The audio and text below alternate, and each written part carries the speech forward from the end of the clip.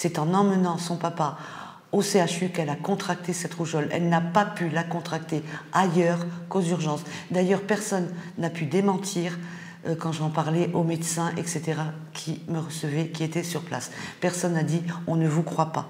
Ben, les médecins l'ont prise en charge tout de suite.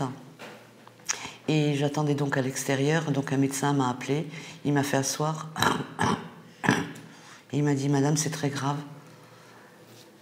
On va être obligé donc de provoquer un coma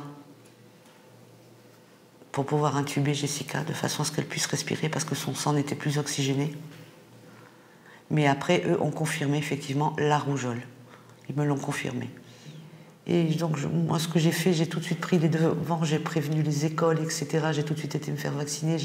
Tous les gens qui l'avaient côtoyé, je les ai prévenus d'aller se faire vacciner, etc. J'ai pris les devants, j'ai appelé toutes les instances, l'hôpital où est son père, etc., pour prévenir de la situation, de façon à ce qu'on puisse intervenir rapidement. Pourquoi dans ces cas-là, sachant qu'il y avait une épidémie de rougeole, pourquoi ils n'ont pas pris les personnes qui entraient en leur demandant est-ce que vous êtes vaccinés?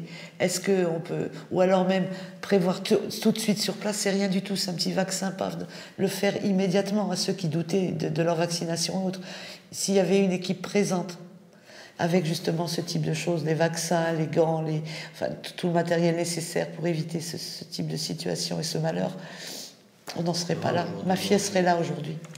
Le message à faire passer à tous ceux qui peuvent m'entendre, c'est que vaccinez-vous rapidement, vaccinez-vous rapidement. Et puis ce que je voudrais dire aussi, c'est que c'est complètement lamentable d'entrer dans un endroit où normalement on doit vous soigner, vous apporter des soins, etc. Et soit ressortir malade, soit ne jamais ressortir. C'est le cas de ma fille.